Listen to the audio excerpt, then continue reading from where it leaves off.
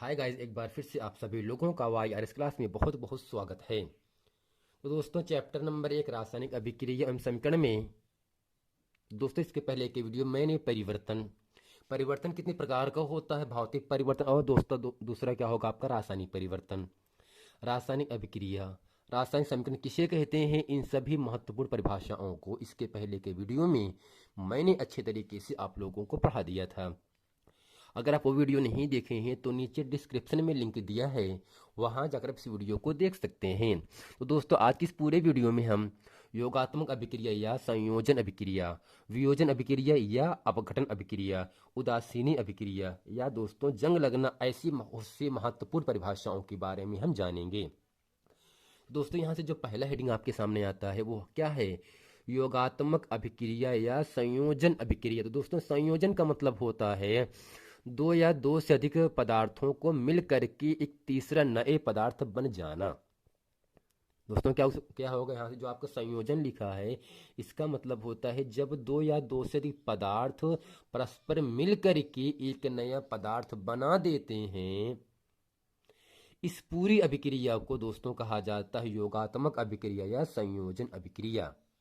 अब दोस्तों यहां से लिखेंगे ऐसी अभिक्रिया जिसमें दो या दो से अधिक पदार्थ, चाहे दोस्तों तत्व रहे चाहे दोस्तों यौगिक रहे, यानी ऐसी अभिक्रिया जिसमें दो या दो से अधिक पदार्थ, तत्व या यौगिक परस्पर संयोग करके परस्पर मिल करके एक नया पदार्थ बनाते हैं, जिसे योगात्मक अभिक्रिया कहते हैं। यानी दोस्तों, जब दो या दो से अधिक तत्व या यौगिक परस्पर मिलकर, जैसे यहाँ पर H2 आपका पहला तत्व है, जो आपका ऑक्सीजन है आपका दूसरा तत्व है, यानी जब दो या दो से अधिक तत्व या यौगिक परस्पर मिल करके संयोग करके एक जो तीसरा यानी तीर के दाएं तरफ जो मान बनाते हैं, इस दोस्तों कहते हैं क्या है, योगात्मक अभिक्रिया। अगर दोस्तों दो है या दो से ज्यादा हैं, उन तीनों या चारों से मिलकर के जो आपका तीसरा बनता है अर्थात तीर के दाएं तरफ बनता है, दोस्तों इसे कहते हैं क्या, हम योगात्मक अभिक्रिया। यानी ऐसी अभिक्रिया जिसमें दो या दो से अधिक पदार्थ, तत्व या यौगिक परस्पर संयोग करके परस्पर मिल करके एक नया उत्पाद बनाते हैं, जिसे योगात्मक अभिक्रिया कहा जाता है। जैसे दोस्तों यहाँ पर हाइड्रोजन है, ऑक्सीजन है, इसमें केवल दो तत्व हैं, दो तत्वों को मिलाकर बना H2O जिसे कहते हैं जल, और N2 का मतलब नाइट्रोजन गैस है और आपका H2 का मतलब हाइड्रोजन गैस है। जब इन दोनों गैसों को हम मिलाते हैं तब दोस्तों बनता है कि NH3, और इसे दोस्तों कहते हैं क्या, अमोनिया गैस कहते हैं। और कैल्शियम ऑक्साइड की क्रिया जल से कराने पे दोस्तों क्या, दोनों आपके क्या हैं, यौगिक हैं। ये दोनों दोस्तों क्या आपके हैं, जल तत्व हैं, ये सब तत्व हैं। ये जो आपका CaO और H2O है, ये दोनों क्या है दोस्तों, आपका यौगिक है। यानी यौगिक भी क्रिया हम करा सकते हैं, कराने के बाद जो आपका तीर के दाएं तरफ बनता है उत्पाद, इसे दोस्तों हम कहते हैं क्या है, यही आपका योगात्मक अभिक्रिया। अगर इन दोनों को मिलाने पर ये बन रहा है दोस्तों, इसे कहते हैं क्या है, योगात्मक अभिक्रिया कहते हैं। यानी कैल्शियम ऑक्साइड की क्रिया हाइड्रोजन से कराने पर कैल्शियम हाइड्रोक्साइड प्राप्त होता, जिसे दोस्तों हम बुझा चूना कहते हैं। क्या कहते हैं, बुझा चूना का दोस्तों सूत्र क्या होता है, CaOH का H2 होता है। और दोस्तों जब कार्बन की क्रिया हम ऑक्सीजन से कराते हैं तो दोस्तों यहाँ पर कार्बन जो होगा वो मिल रहा है ऑक्सीजन से, अगर मिलने पर कार्बन डाइऑक्साइड बन रहा है ना दोस्तों, कार्बन और ऑक्सीजन को मिलाने पर जो मान बनेगा इसे कहते हैं कार्बन डाइऑक्साइड, जिसका सूत्र दोस्तों क्या होता है, आपका CO2 होता है। अब दोस्तों यहाँ पर होता है वियोजन। दोस्तों वियोजन में क्या होगा, कोई यौगिक रहता है, वह जिन तत्वों या यौगिकों से मिलकर बना होता है उसमें दोस्तों टूट जाता है, क्या होता है, टूट जाता है। और दोस्तों वियोजन में हम जब ठंडा करते हैं, वह जिस अवस्था में पहले था उस अवस्था में आ जाता है। अर्थात यहाँ से लिखेंगे हेडिंग, वियोजन अभिक्रिया या अपघटन अभिक्रिया। दोस्तों वियोजन का मतलब टूटना होता है, क्या होगा, टूटना होता है। यानी जब कोई यौगिक को हम उष्मा या ताप देते हैं तो वह दो या दो से अधिक अणुओं या अभिकारकों में टूट जाता है। जैसे यहाँ पर NH4Cl जो आपका है एक आपका यौगिक है, जब इस पर मैंने उष्मा प्रवाहित किया, गर्म किया, तब दोस्तों यह जिन दो यौगिकों से मिलकर बना है जैसे NH3 और HCl, इन दोनों के इन दोनों को मिलाने से NH4Cl बना। जब NH4Cl को गर्म करते हैं तो वह NH3 और HCl में टूट जाता है। लेकिन जैसे इसको हम दोस्तों गर्म करेंगे यहाँ से, तो जिस अवस्था में पहले था उस अवस्था में आ जाता है। अर्थात वह रासायनिक अभिक्रिया जिसमें किसी भी यौगिक को उष्मा यानी ताप देने पर, तो दोस्तों ताप का मतलब क्या होता है, किसी वस्तु के ठंडेपन अथवा गर्माहट के स्तर को हम ताप कहते हैं। दो या दो से अधिक अणुओं या अभिकारकों में टूट जाता है और ठंडा करने पर यह अपनी मूल अवस्था में आ जाता है। वियोजन अभिक्रिया कहलाते हैं दोस्तों वह अभिक्रिया जिसमें किसी भी यौगिक को, किसको दोस्तों, जो आपका यहाँ से NH4Cl है या PCl5 है, या दोस्तों दोनों है क्या आपके यौगिक हैं। जब इन यौगिकों पर हम उष्मा या ताप प्रवाहित करते हैं तब दोस्तों यह दो या दो से अधिक अणुओं या विकारकों में टूट जाता है, वियोजित हो जाता है और ठंडा करने पर जिन जिन से अलग हुआ था उन दोनों मिलकर के जिस रूप में पहले था उस रूप में आ जाता है और ठंडा करने पर यह अपने मूल अवस्था में आ जाता है। वियोजन अभिक्रिया कहलाता है और यह उत्क्रमणीय अभिक्रिया होती। दोस्तों उत्क्रमणीय अभिक्रिया का मतलब ये होता है गर्म करेंगे टूट जाएगा और इन दोनों को ठंडा करने पर ये जिस अवस्था में पहले था उस अवस्था में आ जाता है। अर्थात दोस्तों जो आपका NH4Cl है इसे कहते हैं अमोनियम क्लोराइड कहते हैं और इसका भौतिक जो नाम होगा आपका उसे कहते हैं नवसादर के नाम से जानते हैं।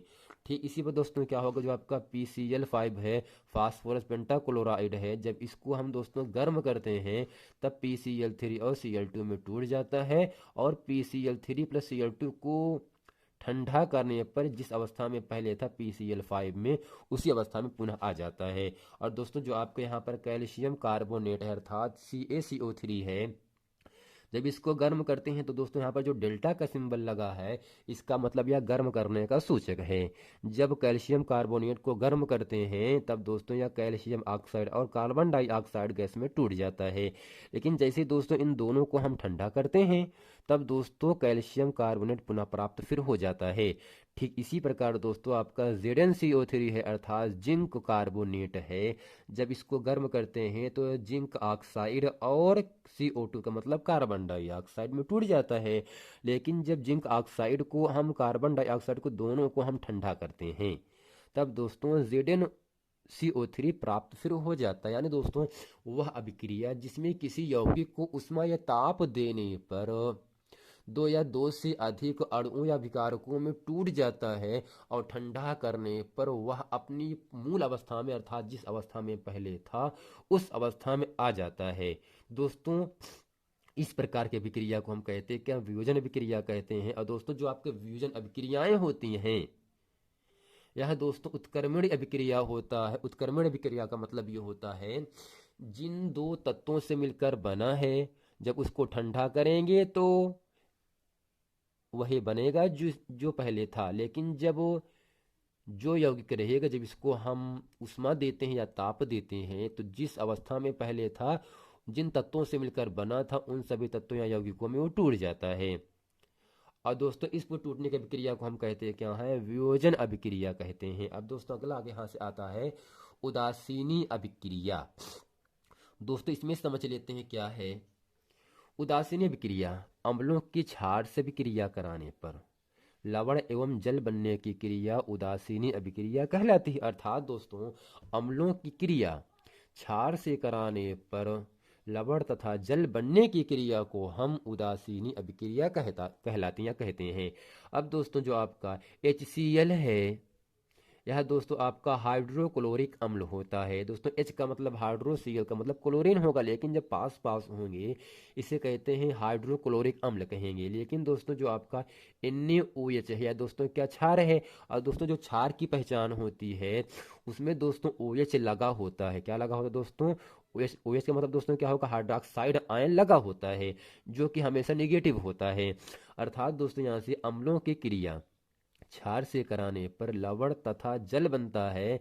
इस क्रिया को दोस्तों हम कहते क्या है, उदासीनी अभिक्रिया कहते हैं। अर्थात दोस्तों जब क्लोरिक अम्ल की क्रिया हम सोडियम हाइड्रोक्साइड से कराते हैं जो कि क्षार है, तब दोस्तों NaCl प्राप्त होने के साथ साथ भी जल प्राप्त होता है। अर्थात यहाँ से जो NaCl है इसे कहा जाता है सोडियम क्लोराइड, जिसका सूत्र दोस्तों क्या होगा, नमक का सूत्र भी यही होता है NaCl, यानी नमक का जो हम खाते हैं नमक।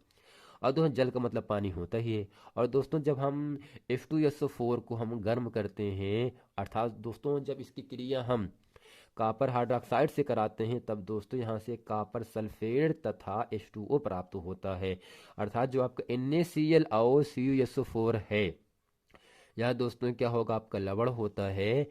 और जो आपका H2O है आपका जल होता है। यानी दोस्तों जो H2SO4 है यह एक आपका सांद्र अम्ल है। और दोस्तों H2SO4 को हम अम्लराज या अम्लों का राजा भी कहा जाता है। आपसे पूछ सकते एक नंबर के लिए, किस अम्ल को अम्लों का राजा कहा जाता है? दोस्तों इसका उत्तर क्या होगा, H2SO4 को। अर्थात H2SO4 को हम कहते हैं क्या है, सांद्र सल्फ्यूरिक अम्ल को हम दोस्तों अम्लराज अर्थात अम्लों का राजा भी कहते हैं। अब दोस्तों अगला यहाँ से आ जाता है जंग लगना। क्या दोस्तों आता है, जंग लगना यहाँ से आ जाता है। अब यहाँ समझ लेते हैं जंग किस प्रकार किस वस्तु में कैसे लगता है। दोस्तों इसमें समझेंगे, आयरन या लोहे को खुले स्थान या नम वायु में रखने पर इसके ऊपर एक पीले रंग की पपड़ी जम जाती है जिसे जंग कहते हैं। यानी दोस्तों आयरन का मतलब लोहा होता है।